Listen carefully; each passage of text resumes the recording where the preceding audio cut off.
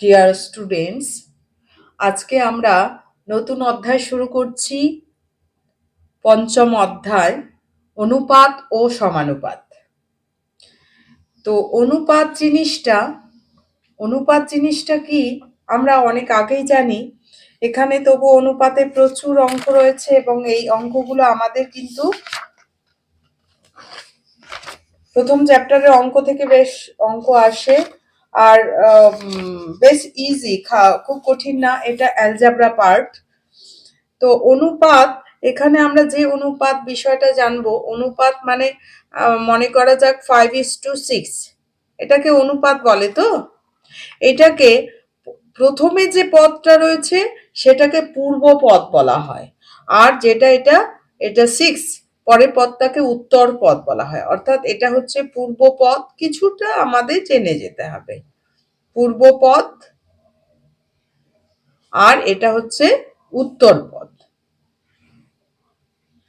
আরেকটা জিনিস এখানে জানার যে 5:6 কথাটার অর্থ 5/6, লেস দেন 1। এটা কি লেস দেন 1, অর্থাৎ পাঁচটা, যেটাকে আমরা লব বলি, লবটা ছোট এবং হরটা বড়।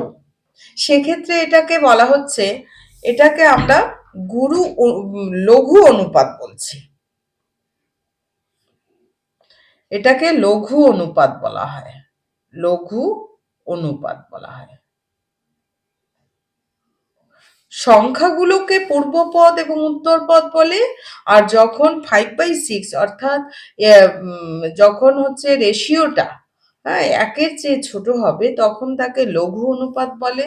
আর যদি 6/5 হতো তখন গ্রেটার দেন 1 হতো, এটাকে বলা হচ্ছে গুরু অনুপাত। গুরু গুরু মানে ঘন, হ্যাঁ, অনুপাত। লঘু মানে কম, লঘু মানে কম, আমরা তাই তো জানি। লঘু মানে কম আর গুরু মানে গাঢ় বা অনেক বেশি।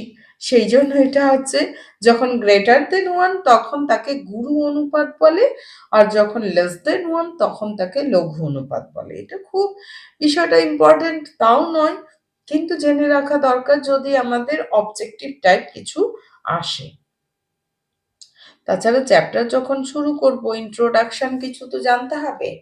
তো আরেকটা, অনুপাত জিনিসটা কখন আমরা কিভাবে আসলো সেই জায়গাটা বলছি। যে যখন আমাদের চায়ের রেসিপি হোক, যে কোনো কিছুর রেসিপি বা যে কোনো কিছু, এই সিমেন্ট তৈরি করা, এই বাড়ি তৈরি করতে গিয়ে যে সিমেন্টটা তৈরি করে, যে মশলাটা তৈরি করে, সেই মশলার মধ্যে কি দেয়? বালি এবং সিমেন্ট দেয়।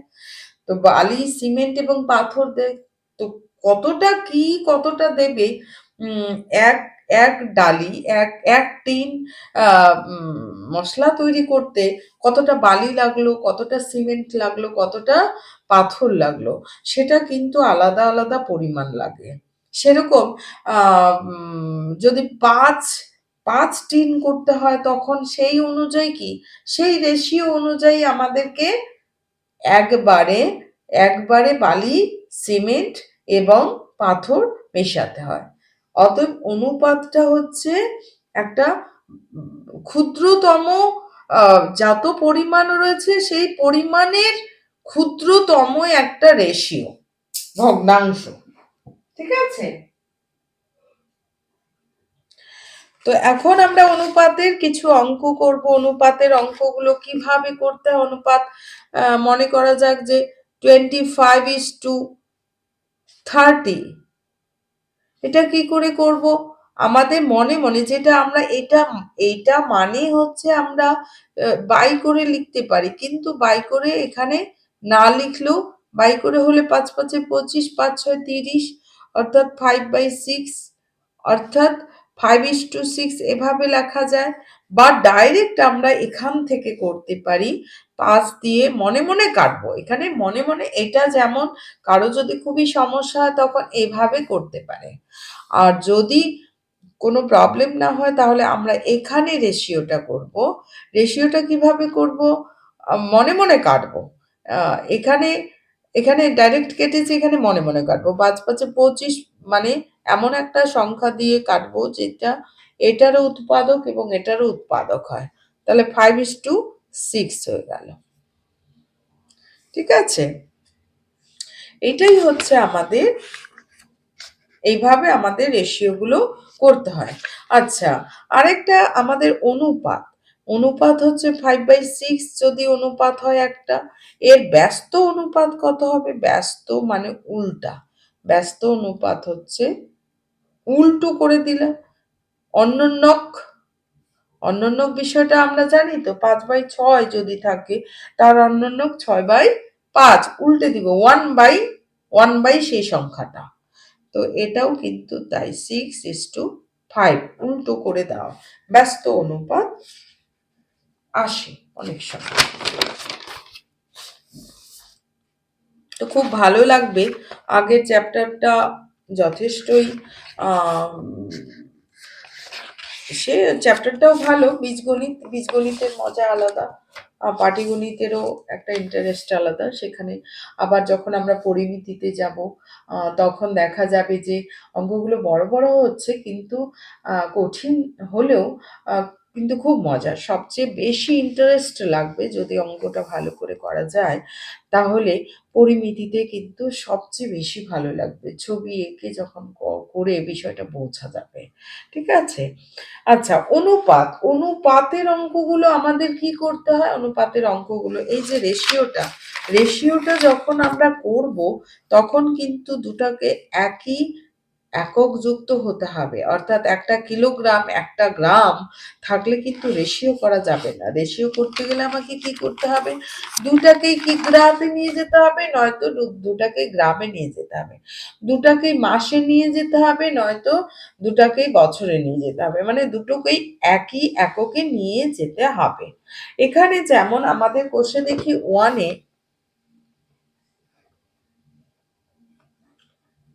কোষে দেখি 5.1, কোষে দেখি 5.1-এ আমরা দেখতে পাচ্ছি যে কি দেখতে পাচ্ছি এখানে? 4 মাস এবং 1 বছর 6 মাস। এদের অনুপাতগুলো সমানুপাত, লঘু অনুপাত না গুরু অনুপাত বুঝে লিখি। লঘু অনুপাত না গুরু অনুপাত, যাই হোক আগে আমাদের সমানুপাত করতে হবে। ঠিক আছে, 4 মাস, তাহলে হচ্ছে একের একটা 4 মাস, 4 মাস 4 মাসই থাক, 1 বছর 6 মাসটাকে আগে পরিণত করি, 1 বছর 6 মাস একই এককে নিয়ে যেতে হবে, একই এককে নিয়ে যেতে মানে 1 বছর কত মাসে? 12 মাসে 1 বছর হয়, প্লাস 6 মাস ইকুয়াল টু 12 প্লাস 6 মাস সমান সমান কত? 18 মাস। তাহলে দুটোই মাসে পরিণত হলো, অতএব 4 মাস ও 1 বছর 6 মাসের অনুপাত সমান সমান 4 মাস একই এককে পরিণত হলো, 4:4:18। তাহলে কত হলো? এবার মনে মনে কি দিয়ে কাটা যাবে? 2 দিয়ে কাটা যাবে, কারণ যুগ্ম সংখ্যা, 2 দুগুণ 4, 2 নং 18, অর্থাৎ এটা কি হচ্ছে? 2/9 লেস দেন, এটা অনুপাত, তাহলে ইহাই অনুপাত, ইহাই নির্ণেয় অনুপাত। এইবার বলছে অনুপাতটি লঘু না গুরু, লঘু না গুরু, নির্ণেয় অনুপাত, এবং এটা সমান সমান 2/9, এটা কি হলো? Less than 1। তাহলে লেস দেন 1 হলে কি মনে করো? লেস দেন 1 মানে লঘু, কম, লেস দেন 1 মানে লঘু অনুপাত, অতএব লঘু অনুপাত। তাহলে অনুপাতটা কিরকম? সমানুপাত, কিন্তু এটা হচ্ছে লঘু অনুপাত। বোঝা গেল? এইবার আমরা যে কোনো আরেকটা, এখানে 4টা রয়েছে, আমি যে কোনো আরেকটা করে দেব। টাকা পয়সা নয়তো এই 3 নাম্বারটা করে দিচ্ছি 60, আর বাকি দুটো নিজেরা করে নেবে, প্রত্যেকেই পারবে। 60 সেন্টিমিটার এবং মিটার, একটা সেন্টিমিটারে আছে একটা মিটারে আছে, তাহলে মিটারটাকে সেন্টিমিটারে প্রকাশ করতে গেলে কত দিয়ে গুণ করতে হবে? আমাদের মনে আছে তো, kilo hecto decametre deci centi milli, deci centi milli, তাহলে 100 দিয়ে আমাদের গুণ করতে হচ্ছে। 100 দিয়ে আমাদের সেন্টিমিটারে প্রকাশ করতে গেলে 0.6 মিটার, এটাকে আগে সেন্টিমিটারে প্রকাশ করি। Metre equal to 0.6 into 100 metre, সেমি। এবার দশমিক তুলে দিলাম, দশমিক তুলে দিব, দশমিক তুলে দিলে এটা শূন্য শূন্য কেটে গেল, তাহলে 60 সেমি, এটাও কিন্তু 60 সেমি হলো। এইবারে আমাদের করতে হবে কি, 60 সেমি ইজ টু 0.6 মিটার, এভাবে লিখতে পারি, ইকুয়াল টু 60 ইজ টু, সেমি সেমি কেটে যাচ্ছে, একই এককে পরিণত করা হয়েছে, 60 ইকুয়াল টু 60 60 কেটে যাচ্ছে, একই জিনিস রয়েছে, এমনিতেই কেটে মনে মনে কেটে গেল, 1:1, 1:1। এটাকে আমরা কোন অনুপাত বলবো? লঘু অনুপাত বলবো না গুরু অনুপাত বলবো?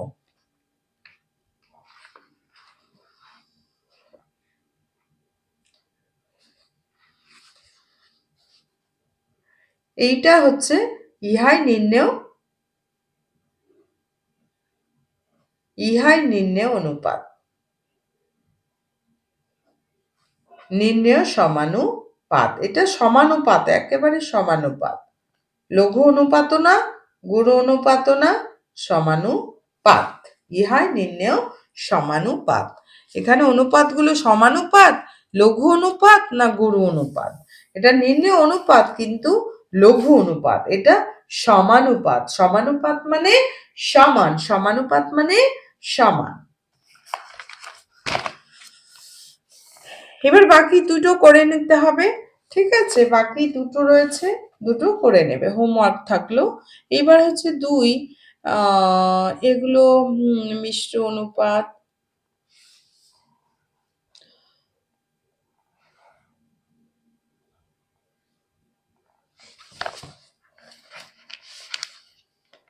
এবারে আমরা 4-এর অঙ্কগুলো করব, ঠিক আছে।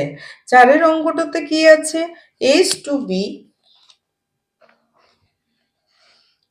H2B equal to 6:7,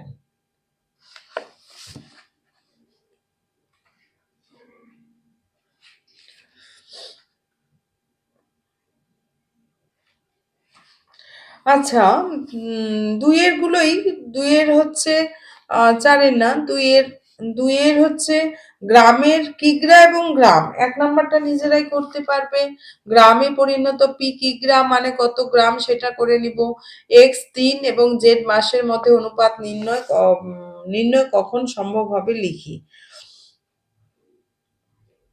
আচ্ছা, 4 নাম্বারটা, 2-এর 4 নাম্বার, 2-এর 4 নাম্বারটা দিয়ে দিয়েছে a by B is two C এবং B by C is two A এবং C by A is two B, এদের মিশ্র অনুপাত করতে বলছে।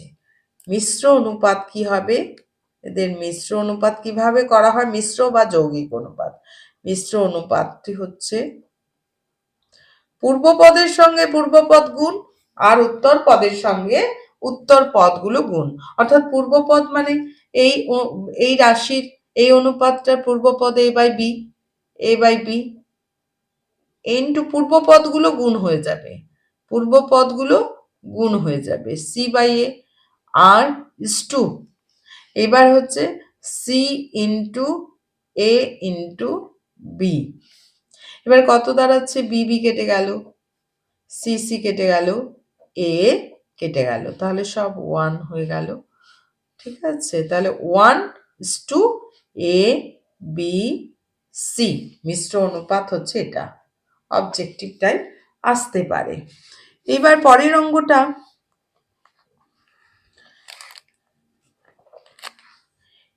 অঙ্কটাতে বলছে x² y z এবং কোন অনুপাতের মিশ্র অনুপাত এটা হবে, মিশ্র অনুপাতটা এটা হবে। তাহলে 4-এর 5 নাম্বারটা আমরা অনুপাতটা ধরে নিচ্ছি, মিশ্র অনুপাতটা বলে দিয়েছে, এই মিশ্র অনুপাত বলে দিয়েছে। তাহলে ধরি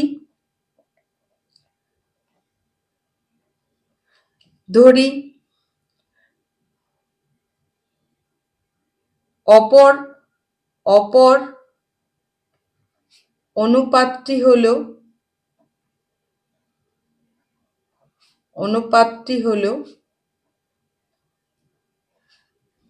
এই চ্যাপ্টার থেকে মাধ্যমিকে শর্ট টাইপের অঙ্ক থাকে এবং এই চ্যাপ্টার মানে অনুপাত সমানুপাতের অঙ্ক হচ্ছে শর্ট টাইপের, এখান থেকে থাকে এই অঙ্কগুলো। মাধ্যমিকে এই বছরও মাধ্যমিকে আসবে এবং প্রতি বছরই আসবে, অতএব এই অঙ্কগুলো শেখার প্রয়োজন আছে এবং খুবই সহজ। আর এই যে চ্যাপ্টারটা লাস্টের সি অর্থাৎ 5.3 কোষে দেখি, সেখান থেকে একটা বড় টাইপের বড় কোশ্চেন থাকে, অর্থাৎ এখান থেকে মোটামুটি আমরা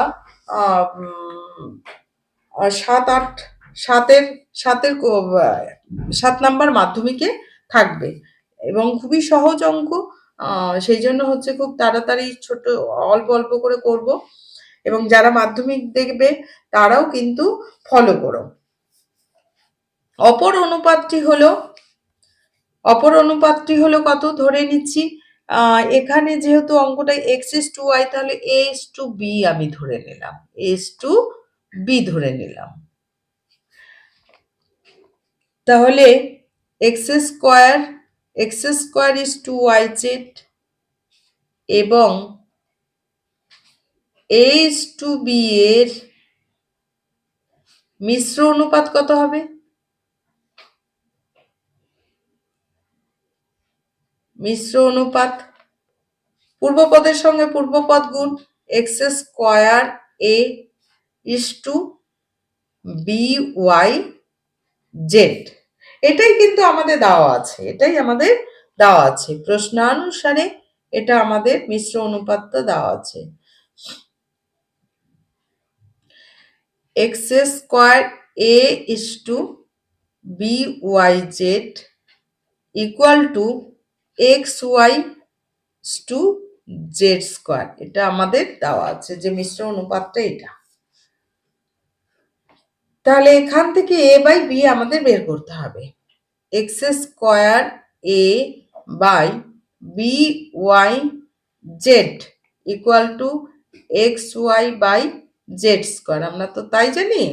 এখান থেকে আমরা বজ্রগুণন করে a/b রেখে দিয়ে এটাকে উপরে নিয়ে যাব আর এটাকে নিচে নিয়ে যাব, এদিকে যাওয়া মানে উপরেরটা নিচে যাবে, নিচেরটা উপরে যাবে, a/b equal to xy into yz, খুব সহজ অঙ্ক, x²z²। তাহলে x² এখানে এখানে x কয়টা আছে? একটা, এখানে দুটো আছে, এইটা কেটে দিলে এটা কেটে দিতে হবে। z² এখানে z একটা আছে, এখানে দুইটা আছে, এটা কেটে গেল। তাহলে a/b কত দাঁড়ালো? a/b দাঁড়ালো y² এই যে y², y তো কেটে যায়নি, ঠিক আছে, y²/xz,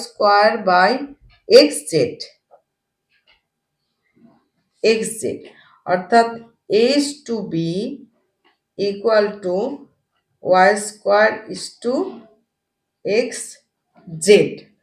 তাহলে সুতরাং নির্ণেয় অনুপাতটি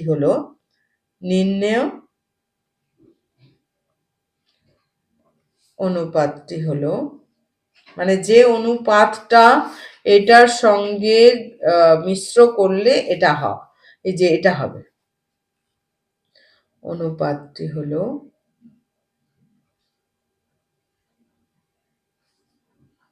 y²/xz।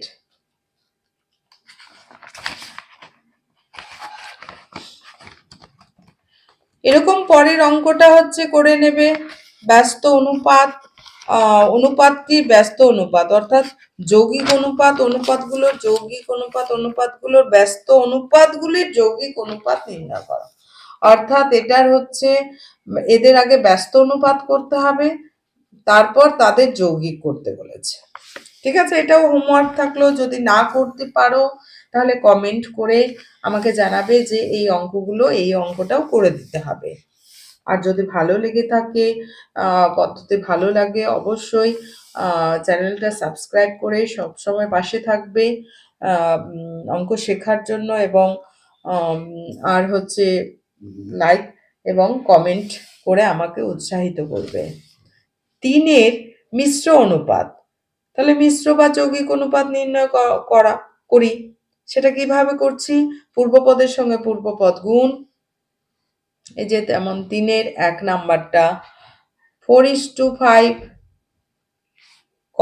5:7, 9:11 এর মিশ্র অনুপাত। মিশ্র অনুপাত কি করে করা হয়? পূর্বপদের সঙ্গে পূর্বপদ গুণ, তাহলে 4, 4, 5 এবং 9, 4, 5 into 9 is to 5 into 7 into 11। কাটাকাটি গেলে কাটাকাটি করব, 5 5 দুটোই আছে, তাহলে 4 into 9 করলাম, টু 7 into, গুণ আকারে কেন রেখে দিয়েছি? তাহলে কাটাকাটি করতে সুবিধে হবে। ঠিক আছে, এইবার যখন আর যাবে না কাটাকাটি, এবার আমি গুণ করে 4 নং 36 টু 7 11 77। এটাই হচ্ছে মিশ্র বা যৌগিক অনুপাত। একই রকম করে আমরা পরের অঙ্কটাও করে নেব। এটাও আমার হোমওয়ার্ক দেওয়া থাকলো। না করতে পারলে অবশ্যই কমেন্ট করে জানাবে। এবার হচ্ছে 4-এর 1 নাম্বারটা। 4-এর 1 নাম্বারটাতে কি আছে? অঙ্কটা টুকেই দিচ্ছি। যদি S/B equal to 6:7, B/C equal to 8:7 হলে, খুব ইম্পর্টেন্ট অঙ্ক। এই অঙ্কগুলো শুধুমাত্র পরীক্ষাতেই থাকবে তা নয়, চাকরির পরীক্ষাতেও কিন্তু এগুলো খুব কার্যকরী, এবং খুব কঠিন তা নয়, খুবই সহজ। করে দিলে দেখতে পাবে যে কতটা ইজি টাইপের অঙ্ক। S2 হলে S/C এর মান কত?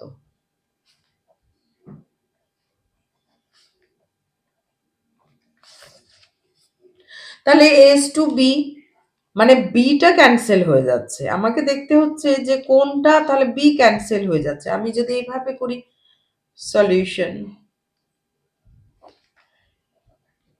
S/B মানে A/B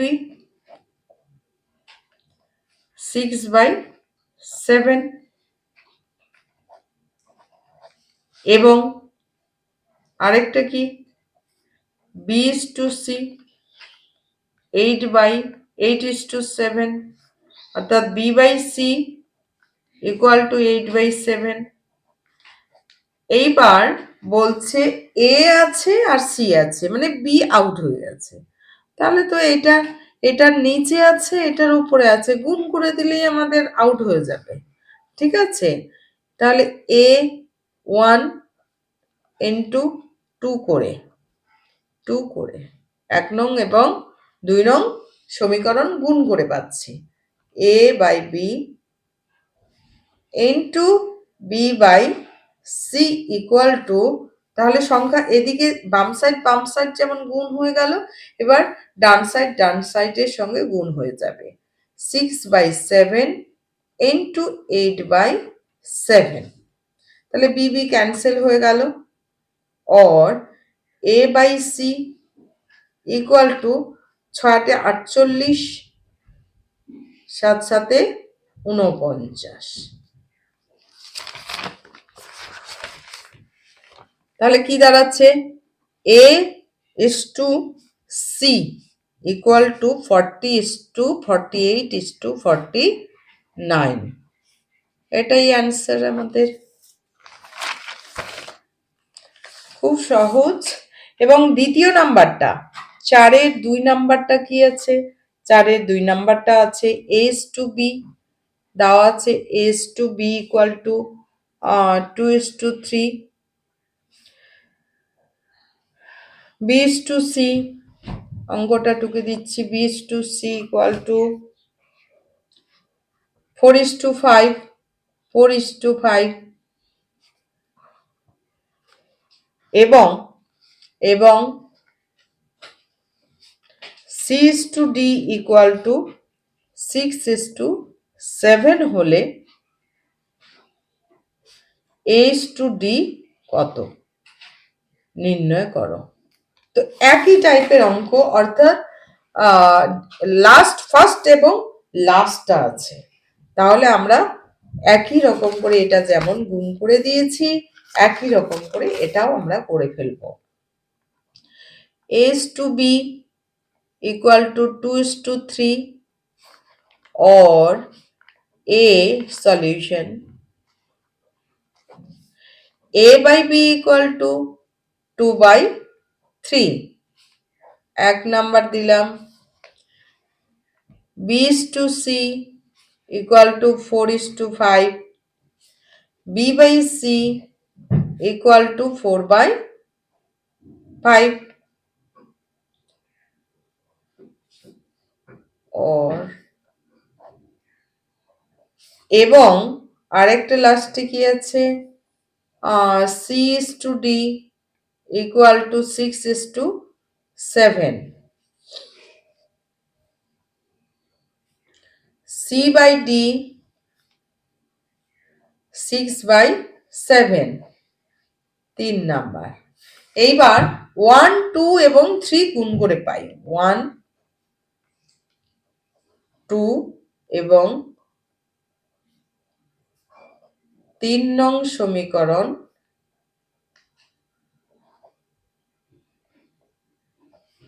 গুণ করে পাই।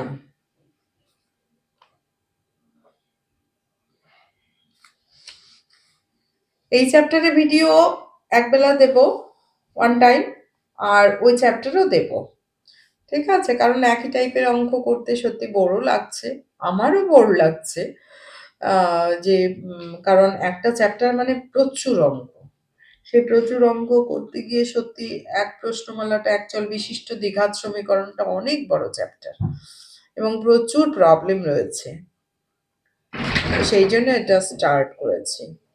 Two B by C into C by D, তাহলে লেফট হ্যান্ডের সঙ্গে লেফট হ্যান্ড গুণ করা হলো 1, A by B, B by C, C by D equal to 2 by 3 গুণন 4 by 5 গুণন 6 by 7, or এবার B B কেটে গেল, C C আওয়াজ হবে,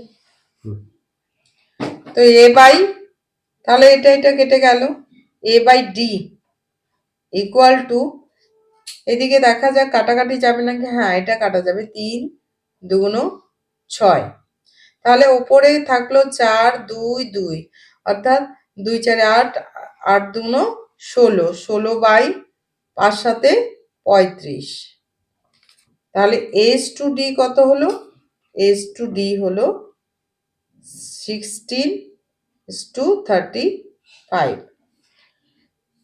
এটাই অ্যান্সার আমাদের, এটা আমাদের দেওয়া আছে যে A is to D নির্ণয় করতে হবে। তো আজকে এই পর্যন্তই, পরের অঙ্কগুলো আবার আমরা অন্য ক্লাসে চলে আসবো।